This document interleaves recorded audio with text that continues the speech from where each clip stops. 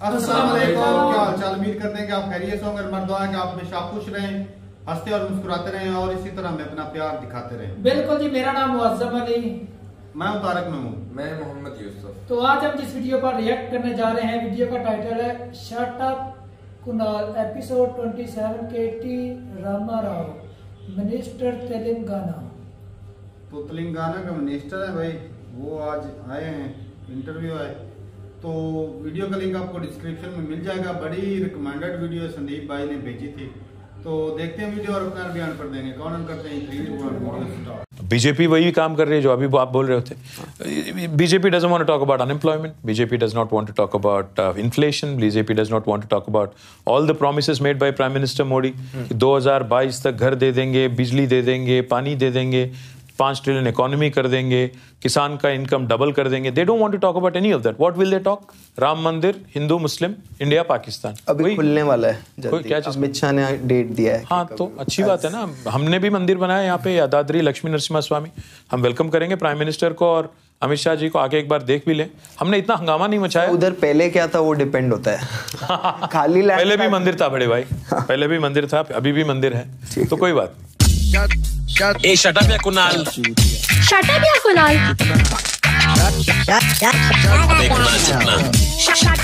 Shut up या कुणाल, ए shut up या कुणाल, या Kunal. Hello ladies and gentlemen, welcome to another episode of Shut Up Ya Kunal. I know I've been late in giving you these episodes because it's very difficult to get guests, but today I'm blessed to have Honorable Minister KTR. You're a two-time minister. I'm glad you called me two-time minister, not two-timing minister. Yeah. Yes, I am a second-term minister. Second-term minister. Haan, Kunal, thank you. Thank you for having me, by the way. Been a big fan of your work. Oh, thank Been you. following you. Like I was saying, I'm a huge fan of stand-up comedy. I'm a huge fan of comedy as a genre. So I know exactly, how comedy is evolved in India. I've been following a number of comics, and I think you're one of the outstanding ones. My compliments to you on what all you have had to put up with and still, make people smile and laugh. I'm sure you all have stopped watching the news because of your mental peace and sanity, right? Right? Right? But you fuckers want me to watch it.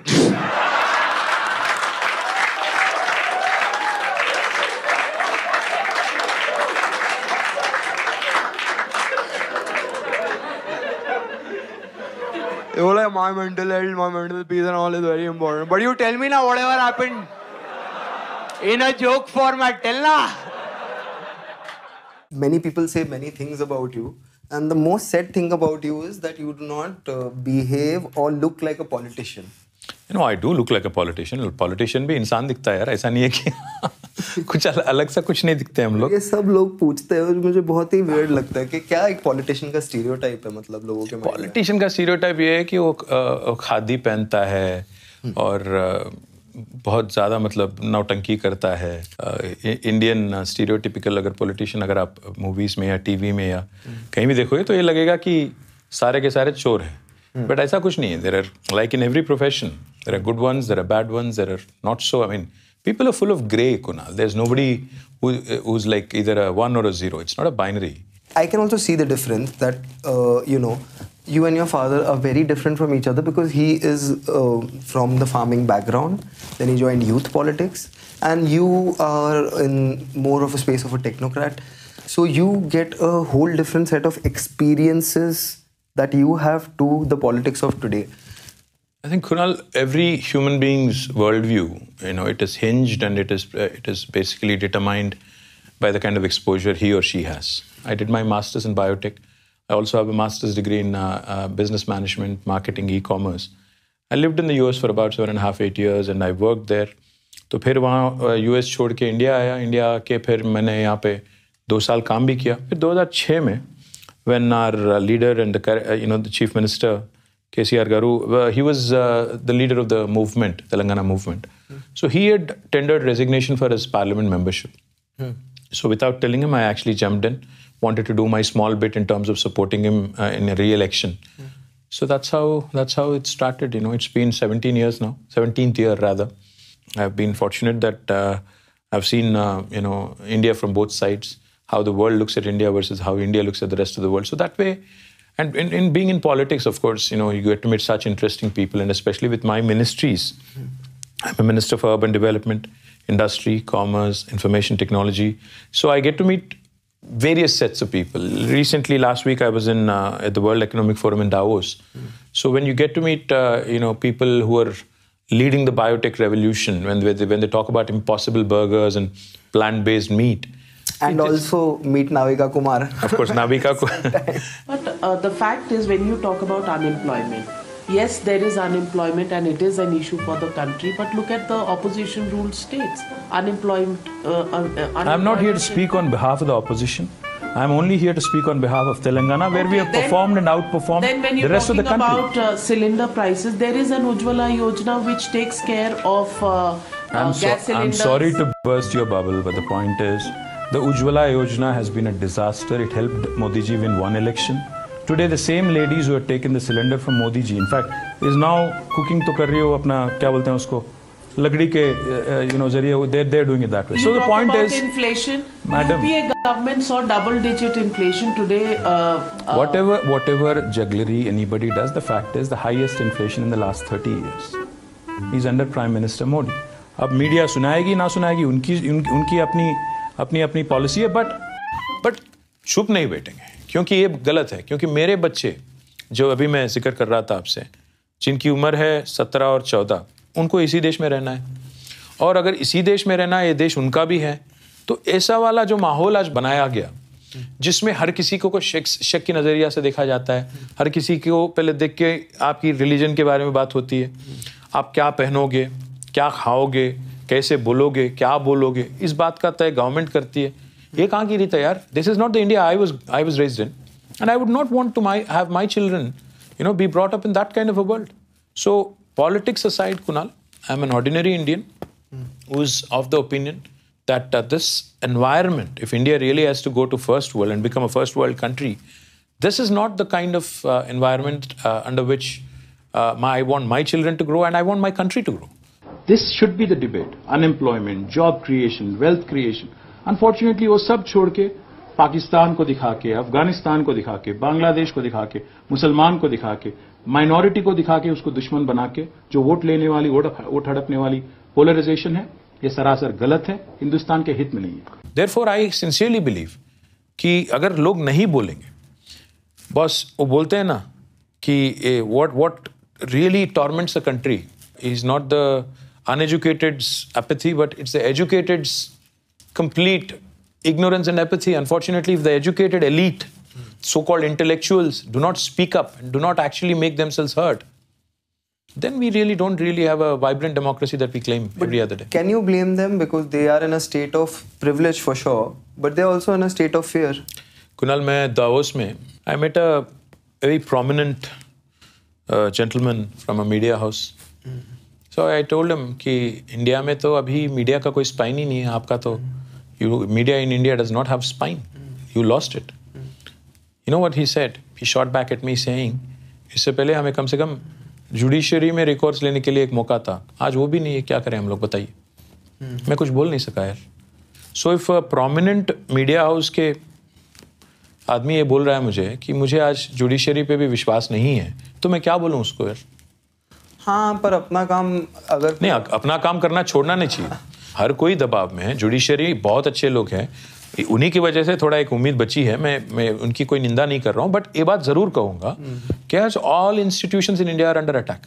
CBI, EDs, or ITs, RBIs, every institution literally is at the beck and call of a couple of people in Delhi.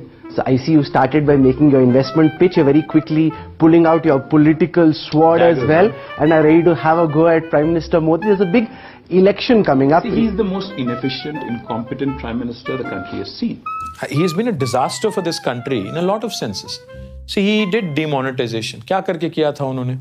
Black money वापस लाएंगे, 15 लाख दे देंगे हर किसी को, और terrorism जो support मिलता है fake currency जाली नोट से, उसको भी हम पाबंदी उस पे लाएंगे. ये सब कुछ उन्होंने कहा था डिमोनेटाइजेशन के वक्त. और ये भी कहा था 50 दिन में इसका अगर नतीजा आपको नहीं मिले तो मुझे जला डालो जिंदा, किसी चौराहे पे रख, किसी चौराहे पे मुझे. ये सब उन्होंने कहा था. आज हम लोग अगर पीछे मुड़ के देखते हैं 2016 में जो डिमोनेटाइजेशन हुआ, आज से 6-7 साल के बाद अगर वापस मुड़ के देखते हैं क्या नतीजा मिला हमें. आज स्विस बैंक में मनी डबल हो गया, आज करेंसी डबल हो गया, जो सर्कुलेशन में करेंसी वो भी डबल हो गया, और जो इलेक्शन में खर्चा जो करते हैं बीजेपी वाले और बाकी पार्टियां वो भी डबल हो गया। हाँ, एक चीज ये बोलते हैं कि इंडिया डिजिटल अभी हुआ है क्योंकि डिमोनेटाइजेशन तभी हुआ था, पर ये 38th डे ऑफ डिमोनेटाइजेशन पे डिजिटल इंडिया वर्ड पहली बार यूज हुआ था। 38th day. फिलहाल मैं एक बात बताता हूँ आपको, अब कोई लोग ये भी बोलते हैं कि ईमेल आने से पहले मैंने ईमेल भेज दिया, कोई लोग ये भी बोलते हैं कि मैं मोबाइल फोन आने से पहले मैंने मोबाइल फोन इस्तेमाल कर दिया, कुछ भी बोलते हैं। शायद देश में मैंने पहली बार डिजिटल कैमरा का उपयोग किया था 87-88 में से, और उस समय बहुत कम लोगों के पास ईमेल रहता था। मैंने फोटो निकाली और मैंने दिल्ली को ट्रांसमिट की, और दूसरे दिन कलर फोटो छपी। तो आडवाणी जी को बड़ा सरप्राइज हुआ कि दिल्ली में मेरी कलर फोटो आज की आज कैसे छपी।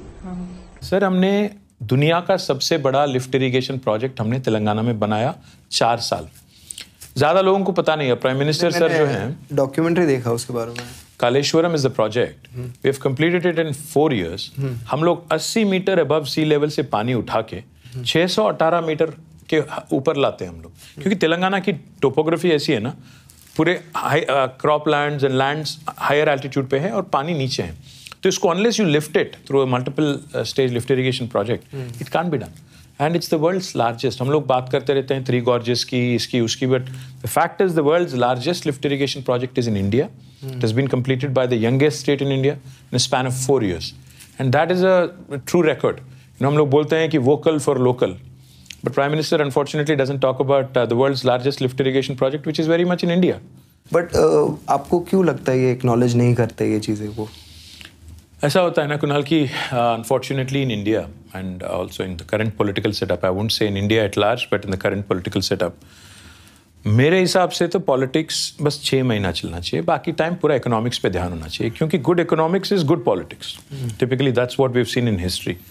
बट अभी क्या हो गया, economics has taken a back seat, politics has taken a centre stage. हमने अगर हिंदुस्तान का सबसे बेहतरीन एक प्रोजेक्ट, जो घर घर पानी देने वाली प्रोजेक्ट हमने कंप्लीट किया, उसको भी प्राइम मिनिस्टर एक्नॉलेज नहीं करते हैं, कोई बात नहीं, बट हमने कर दिखाया।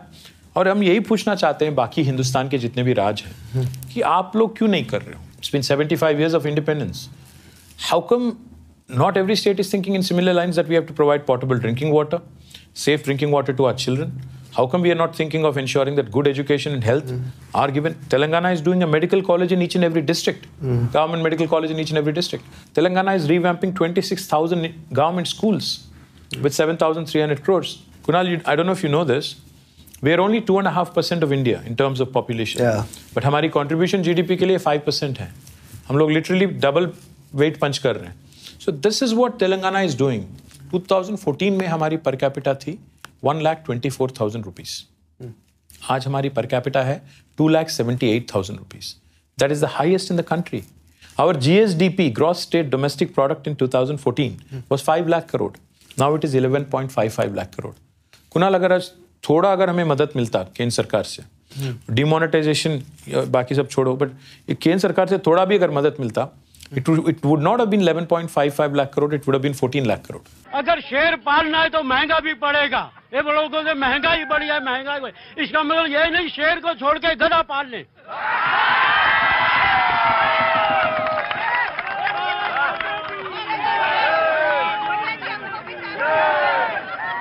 शेर ही होता है। बट सर वो तो इतना बड़ा डिस्कशन होता नहीं, आई थिंक ये इस पे आके अटक जाता है, if not Modi then who. And इसका आंसर देने की कोशिश कर रही है आपकी पार्टी, अभी नेशनल गई है। नहीं, मुझे एक बात मैं आपको पक्का बोलना चाहूँगा, it's not about one individual who is a prime minister. And let me also remind my friends from BJP that India is not a presidential format election. India में मोदी वर्सेस बाकी नहीं होता है, मोदी वर्सेस कोई और नहीं होता है। इंडिया में पार्टी यहाँ लड़ती है और जनता का जिसको मदद मिलता है, पार्टी तब जाके लीडर को चुनती है। तो जो आदमी पूछता है कि इफ नॉट मोदी कौन, अगर मोदी नहीं तो कौन, मैं बस उनको यही याद दिलाना चाहता हूँ कि मोदी कौन थे 2012 में 10 में। Was Modi then? He was the chief minister of Gujarat, supposedly a successful one at that. But the fact is 2004 से पहले जब अटल बिहारी वाजपेयी भी बहुत इनविंसिबल लग रहे थे, क्योंकि remember India was shining back then, कोई ने किसी ने चांस नहीं दिया कि मनमोहन सिंह या कोई कांग्रेसी प्राइम मिनिस्टर बनेंगे, बट हुआ चमत्कार। अल्टीमेटली कोई आदमी प्राइम मिनिस्टर बने या ना बने, कोई प्रेसिडेंट बने या ना बने, उससे कोई नहीं फ़र्क पड़ता आम आदमी को.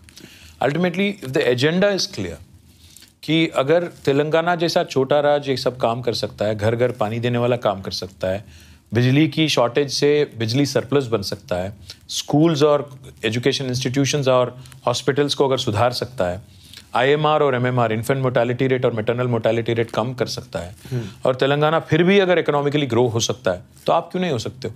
इस बात पे अगर चर्चा नहीं होगी, जब तक चर्चा नहीं होगी, और जब तक the discussion will be centred around irrelevant issues such as caste, religion and hijab and halal and nonsense like that, India will not progress. And unless people understand this, we are not here to aspire for prime ministership. Our leader is not here aspiring for prime ministership. He is here to set the tone and the agenda for the country. ये एक बात भारत के युवा के लिए सोचना बहुत आवश्यक है. आज सिंगापुर में क्या है? कुछ भी नहीं है, कोई रिसोर्स नहीं है, लेकिन वहां के सरकार को दिमाग है. यहां हमारे देश में सब कुछ है, लेकिन हमारे सरकार के पास दिमाग नहीं है. इस भाजपा सरकार को उखाड़ के बंगाल खाड़ी में फेंक देना चाहिए, तब तक ये देश आगे नहीं बढ़ेगा. पर सर एक चीज़ फिर अगर इस पे हम बोले कि हाँ ये केओस है, क्राइसिस है, तो इस पे फिर आपका कांग्रेस को लेके क्या ओपिनियन है कि वो अलायंस कांग्रेस के साथ क्यों नहीं हो सकता अगर चीज़ें इतनी खराब है? सिंपल चीज़ है Kunal. I think Congress party in the last 10-12 years has decimated itself. And I think everybody in the country knows it, including congressmen and women. Unfortunately, with the role they had to play as the principal opposition, they have not been able to play. Simple question है आपसे कुणाल. राहुल जी जब चल रहे थे कन्याकुमारी से कश्मीर, बीच में election हो रहा था गुजरात में, तो एक डिटोर लेके गुजरात नहीं जा सकते थे क्या वहाँ की कांग्रेस कैडर को एंथ्यूज करने? पूरा बाईपास करके गुजरात को छोड़ के इलेक्शन कैंपेन भी नहीं करके क्या संदेश दे रहे थे वो? जो आदमी अस्त्र संन्यास करता है इलेक्शन से पहले और छोड़ के भाग जाता है मैदान कि मैं लड़ूंगा ही नहीं, उससे क्या उम्मीद है कुणाल? इसलिए राहुल के लौटते ही बीजेपी ने कहा कि परदेसी घर लौट आया है. इसी पर होगी देश की सबसे बड़ी पॉलिटिकल डिबेट. घर आया मेरा परदेसी. घर आया मेरा परदेसी. क्या बोल रहे हैं राहुल गांधी? क्या बोल रहे हैं यार Rahul Gandhi? Where is the economic policy of Congress being presented to the people? Where is the farmer policy being presented to the people? Where is the welfare policy or even the worker policy? Covid में जो लोग सफर हुए हैं उनके लिए क्या बात कर रहे हैं राहुल गांधी? बस यही मोहब्बत बांटे जा रहे हैं, यही अच्छे चीज बोलते जा रहे हैं. The thing is, this is not the way to counter the hate propaganda that's going on in the country. You also have to give hope to the people ki, see, politics is all about one simple thing, Kunal. That is the leader giving the hope to the people that tomorrow is going to be better than today. Your tomorrow under my leadership is going to be better than today. Is Rahul Gandhi able to deliver that? Unfortunately, no. So the simple fact is, I don't see great hope for Congress. अगर आपको भाजपा को चुनौती देना है, तो पहले आपको समझना है कि भाजपा की ताकत क्या है. भाजपा की ताकत है हिंदुत्व, राष्ट्रवाद और लाभार्थी. ये त्रिस्तरीय उन्होंने एक तरह से किले का निर्माण किया है, जिसमें सबसे बड़ी ताकत उनके लिए हिंदुत्व है जो विचारधारा है, दूसरा राष्ट्रवाद है और तीसरा लाभार्थी है. जो लोग भी भाजपा से चुनाव लड़ना चाहते हैं, उनको चुनौती देना चाहते हैं, उनको कहीं ना कहीं इस तीन में से दो चीज़ को तो बेटर करना पड़ेगा. अब आप दलों को साथ में लाकर करें, खुद का दल बनाकर कर लें, जो भी प्रयास करें, जब तक आप तीनों को भेदिएगा नहीं तब तक आपको चुनावी सफलता मिलने की संभावना मेरी नज़र में कम है. Whether or not we like it, the country should have done much better, Kunal. Just to give you one example, 1987, the GDP size of economy size of both China and India were similar. Same. Exactly the same. And now, if you go back and look, 36 years, they are at $16 trillion. We are languishing at $3 trillion. किसकी वजह से? किसको दोषी ठहराऊं मैं? कांग्रेस या ये थे? From 87 till 2014, it was Congress or in one form or another, with exception of 5 years of Vajpayee. And now, for the last 8.5-9 years, it is NDA again. So 14 years of NDA and BJP in the last 37 years. Baki 23 years, Congress and allies. So therefore, who is to be held responsible if China has zoomed past ahead of us and has become 5 times bigger economy than us? किसको दोषी ठहराएंगे आप? कुणाल, आप यकीन नहीं मानोगे जब ये बात मैं कहूँगा।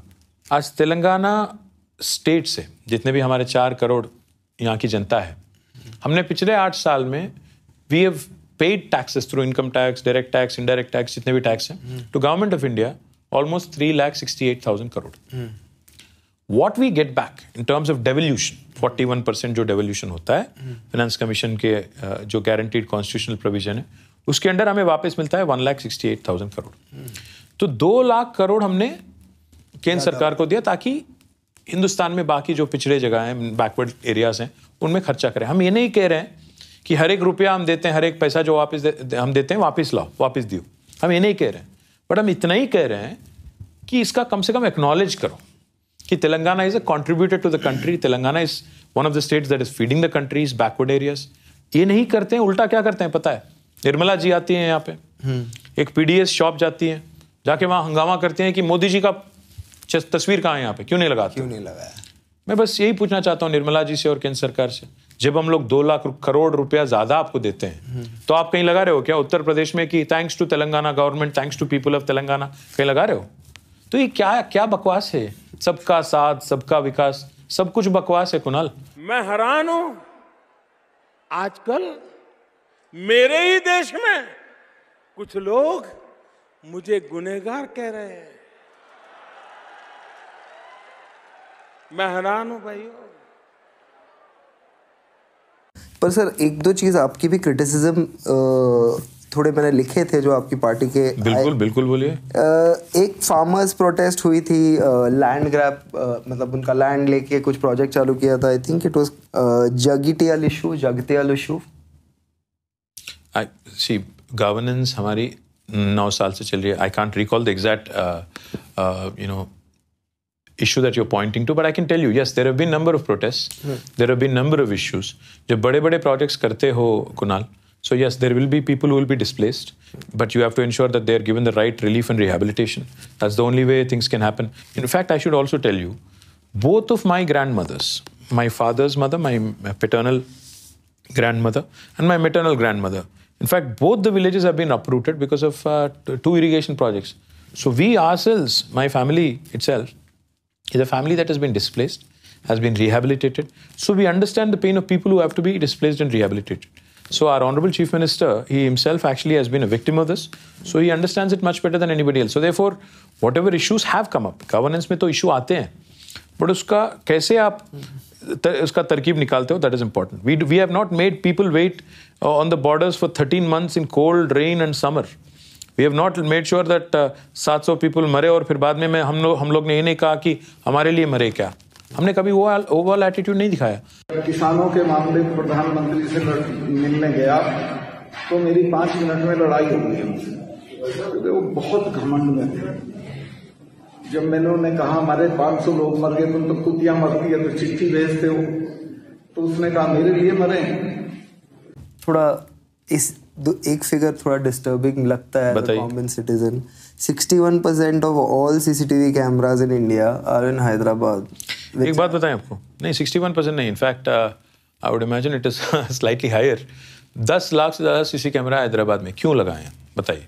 दे act as deterrents. Chain snatching कम हो गया, क्राइम कम हो गया, तो all these things also matter in the larger scheme of things in ensuring law and order and safety. So, पर इसका एक collateral damage भी तो होता है। Intrusion into privacy is something that we are conscious of. But at the same time, you also have to understand our predicament. जैसे 1 करोड़ से ज़्यादा population वाली हैदराबाद जैसे शहर में 10-15 लोग भी बेवकूफ़ी वाले काम करते हैं। उसको लेके पूरा आज सोशल मीडिया हो या मेन स्ट्रीम मीडिया हो, जो हमारे पॉलिटिकल ओपोनेंट्स भी हो, या चाहे हमारे इन्वेस्टर हो, चाहे जो भी हो, एक प्रोजेक्शन ऐसा दिया जाता है कि पूरा का पूरा माहौल गड़बड़ है।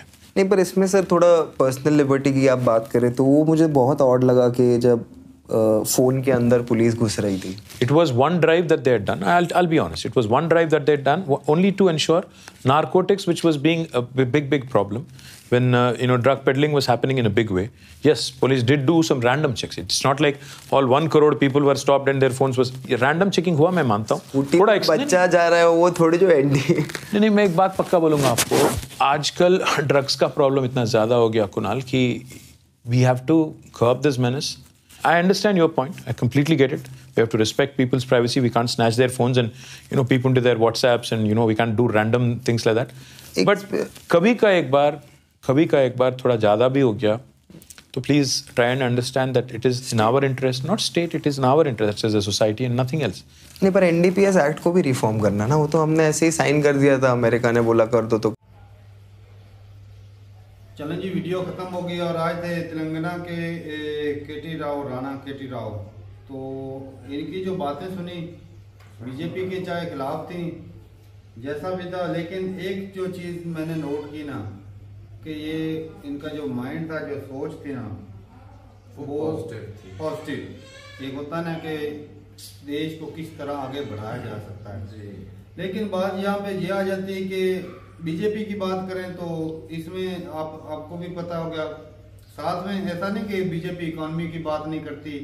इकोनॉमी की बात ना करती तो 5 ट्रिलियन की जो इकोनॉमी बोल रखा है, 0 कार्बन का जो मिशन है वो बोल रखा है, आत्मनिर्भर बनने का वो मिशन बोल रखा है, तो वो भी इकोनॉमी की बूस्ट के लिए है, अपने लोगों को प्रमोट करने के लिए वो भी चीज आ जाती है। लेकिन ये कि सियासी लीडर जो बातें सारी करते हैं ना, लेकिन सियासत में इन्वॉल्व होने से पहले वो मुकम्मल तौर पर भाई पूरी नहीं कर पाते और मुमकिन ही नहीं होता। तो असल में जो मेन सर ने बात की ना, मुझे बड़ी अच्छी लगी कि सियासतदान जो है ना, अगर उसने हुकूमत करनी है तो किस लिए करनी है कि भाई जो पहली हुकूमत थी हमें उससे बेहतर करना है। सही बात है। तो अभी देखा जाए तो अनएम्प्लॉयमेंट भी काफी है पाकिस्तान के। तो भाई साहब आप बोलेंगे कि पाकिस्तान का देखो, पाकिस्तान में तो भाई साहब पाकिस्तान के साथ कंपैरिजन बनता ही नहीं। तो इनकी जो मेरे ख्याल में डिमांड थी मेन वो यही थी कि अगर हम इतना ज्यादा टैक्स देते हैं वो सरकार को जाता है, साफ ज़ाहिर है कि एक स्टेट अच्छी काम कर रही है, वो पैसे कमा रही है, तो उसका वो ये कभी नहीं चाहेगा कि भाई सारा पैसा जो अभी महाराष्ट्र है वो ज्यादा माल छापता है, तो वो ये तो नहीं होगा कि भाई सारा पैसा महाराष्ट्र का कमाया है और महाराष्ट्र पर लगे। ऐसा नहीं होता कि भाई एक जो तगड़ा है उससे लेकर कमजोर जो स्टेट है उसके ऊपर भी लगाना होता है। लेकिन जो अप्रिशिएट तो बनता ही है ना कि भाई कम से कम इतना तो उनका जो हक है, हाँ वो तो देना कि फलां स्टेट से जी अब इतना टैक्स ले रहे हैं और फलां स्टेट पर लगा रहे हैं। जो इन्होंने प्रोजेक्ट बताए हैं कि वर्ल्ड का सबसे बड़ा जो वो प्लांट जो पानी देने का जो तरीका कि कितनी गहराई से निकाल के 1800 किलोमीटर करीब हो रहे थे। नहीं वो इतना ज्यादा एरिया होगा कि वो गहराई काफी ज्यादा, गहराई भी बहुत ज्यादा, और देख लो किस तरह दूर से गहराई से पानी निकाल के वो फसलों को पानी देते। तो ये कोई छोटा मोटा प्रोजेक्ट नहीं, बहुत बड़ा प्रोजेक्ट। और वो हर घर के अंदर वो साफ पानी की सप्लाई उन्होंने दी है, वो पानी दे रहे हैं 4 करोड़ की आबादी को पैसा देना मैंने रखा है।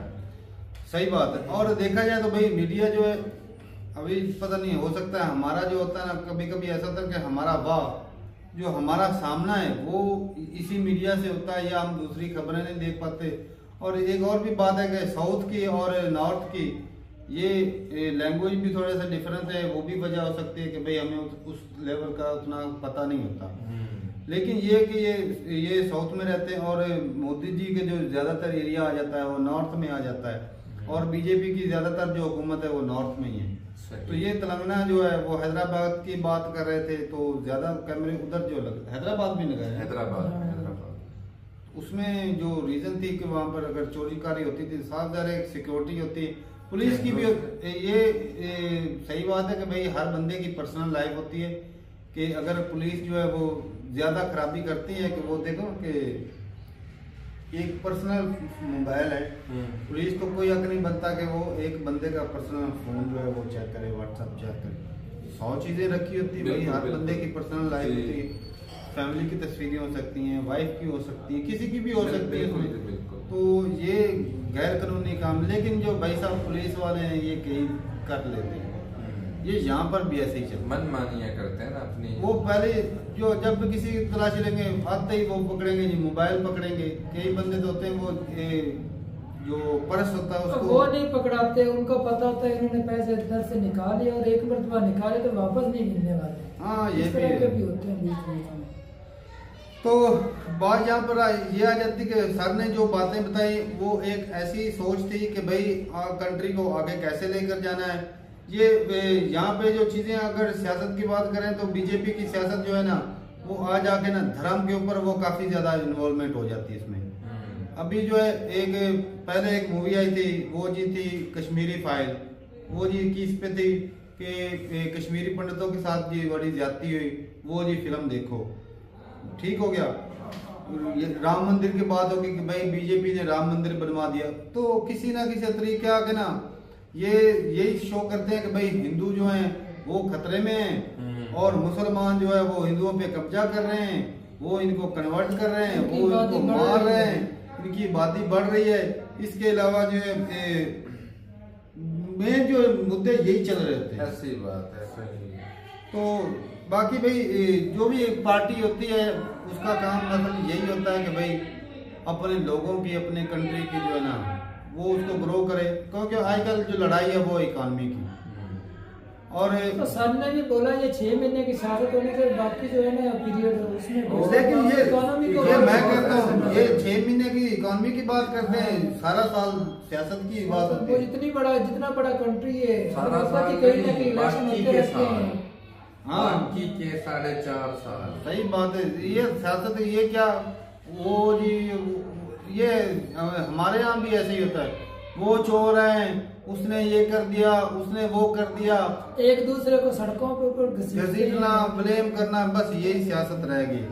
और जो मेन मुद्दे है उस पर बात नहीं होती। जब अब देख रहे नहीं मिलता भाई, ये अभी भाई बोलेंगे कि यो प्रोपेगेंडा हो रहा है, ठीक हो गया है। तो अभी एक जो प्रोटेस्ट चल रहा है वो जी अभी जो खिलाड़ियों ने प्रोटेस्ट कर रखा है उसके ऊपर जो सारी चीजें बंद है, चुप है। अगर वो जीतते हैं तो मोदी जी जाके तस्वीरें खिंचवाते हैं वहां पर जाके, तो तब इंडिया का नाम रोशन हो रहा होता है। और जब उनके हक की बात है तब इंडिया को पता ही नहीं है, क्योंकि अपनी पार्टी है ना उधर, तो उसको सपोर्ट करना है। तो यहाँ पर कई चीजें भाई बीजेपी की, जो मोदी की कई पॉलिसियां बहुत अच्छी भी हैं, काबिल तारीफ भी हैं। आत्मनिर्भर बनने में जो है वो भाई साहब बहुत अच्छी पॉलिसी है। 0 कार्बन का जो मिशन लेकर चले वो भी बहुत अच्छा है, लेकिन कहीं ना कहीं पर आके ना अपनी पार्टी को सपोर्ट सच्चाई को छुपाया जाता है। वहाँ पे कई जो चीजें अभी देखा जाए तो कई जगह पे मीडिया को, वो भी पाकिस्तान में तो कंट्रोल मीडिया है भाई, लेकिन मीडिया को भी कंट्रोल किया जाता है। अभी कोई जो मैं सुनता हूँ, देखता हूँ, वीडियोस काफी देखता रहता हूँ कि मोदी जी काफी सालों से, इतने साल हो गए, कितनी दफा जो है वो प्रेस कॉन्फ्रेंस जो होती है, वो जो प्रेस वाले जो सवाल जवाब पूछते हैं वो नहीं की। तो ये भी तो एक सवाल बनता है, अगर कोई इतने लेवल का, इतने इस 24 का इलेक्शन आने वाला है, तो उस वक्त आज भी देख लें कि वो प्रेस कॉन्फ्रेंस नहीं दे। एक मैंने वीडियो देखी, वो जी प्रेस वाले उनको अंदर ही नहीं दाखिल होने दिया। तो मोदी जी बाहर आके निकलते हैं, कहते हैं अरे आप लोग, बड़ा हैरान हो, अरे आप लोग कहाँ थे? कहते हैं हमें अंदर। अच्छा, मैं इनको पूछता हूँ क्यों नहीं अंदर, तो निकल गए वहाँ।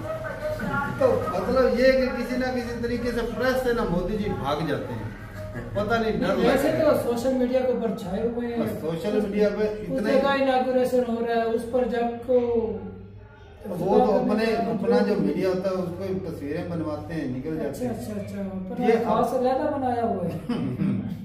तो वो होते ना, चलो जो भी काम तो अच्छा कर रहा है ना भाई साहब, चलो सोशल मीडिया के जरिए लोगों को बताता रहा मैं ये अच्छे काम कर रहा हूँ कंट्री का। लेकिन ये भी तो है ना कि दूसरी स्टेटों का क्रेडिट जो है वो जैसे जो दूसरे वो एक लेके आई थी वहां पर और कहा कि मोदी जी की आपने तस्वीर नहीं लगा रखी। हाँ, निर्मला सिंह। तो मतलब उस स्टेट का, और सही बात ये भाई साहब कर रहे थे कि क्रेडिट जो हमारा है वो तो फिर दूसरी स्टेटों में दिखाया नहीं जाता। इतना टैक्स जो है आपकी स्टेट पर लगाया जा रहा है, ये फलां स्टेट से कलेक्ट किया हुआ है, ऐसा तो कहीं भी नहीं। एक और भी बात मेंशन करना चाहता हूँ, एक जगह पर वो आपकी अदालत देखी थी मैंने, वो एक इंटरव्यू देख रहा था, तो ना पूछ रहे थे कि आपने सिखों के पास गए, वहाँ पे आपने पगड़ी, मोदी जी से पूछा गया, पगड़ी ले ली, किसी जगह पर वहाँ पर टोपी ले ली, तो मुसलमानों के पास गए, उन्होंने टोपी दी तो आपने मना कर दिया। तो कहीं ना कहीं मुसलमानों के खिलाफ जो दिल में है ना ये, क्योंकि जो आरएसएस से है ना, तो आरएसएस 1925 में जो बनाई गई थी ना, वो ईसाइयों और मुसलमानों के लिए बनाई गई थी। और ये सबका साथ सबका विकास जो बोल रहे हैं ना, लेकर चल रहे हैं, लेकिन जो अंदरूनी जो मिशन है ना वो आस्ता आस्ता उसकी तरफ निकल रहे हैं। टाइम लगेगा, लेकिन हो सकता है मिशन फेल भी हो सकता है, क्योंकि भाई जो मीडिया दिखाता है वो सच्चाई सारी नहीं होती जी। तो कहने का मतलब ये है कि जो पीएम मोदी है ऊपर से कुछ और है, अंदर से कुछ और है। मैंने तो भाई आज तक जो सीखा है वो यही है। अब आप अपनी राय बता सकते हैं कि इसमें कितनी सच्चाई है। और ये जो ये मिनिस्टर थे भाई, मुझे लगा कि भाई उनमें वो एक होती ना क्रिएट करना कोई चीज, क्रिएटिविटी, वो थी कि भाई किस तरह आगे बढ़ा जा सकता है। और पढ़े लिखे थे भाई, वो सारी चीजें जो उन्होंने बड़े अच्छे अंदाज से बताई। तो ठीक है भाई, अपनी राय जरूर बताइएगा कमेंट सेक्शन में। हो सकता है कुछ ज्यादा ही बोल गया मैं, तो सच्चाई में तो बह ही जाते हो कभी कभी, लेकिन सच्चाई नहीं, जो भाई साहब जो दिल में था, जो मैंने सीखा मैंने बोल दिया, कोई बात ना वो रखी नहीं। तो अपनी राय जरूर बताइएगा कमेंट सेक्शन में। और संदीप भाई ने वीडियो भी भेजी थी, वो भी तेलंगाना से ही थे, तेलंगाना से सॉरी हैं। तो ठीक है भाई, अपनी राय जरूर बताइएगा कमेंट सेक्शन में। मिलते रहिए मेरे साथ, अब तक के लिए इजाजत दें। अल्लाह हाफिज़।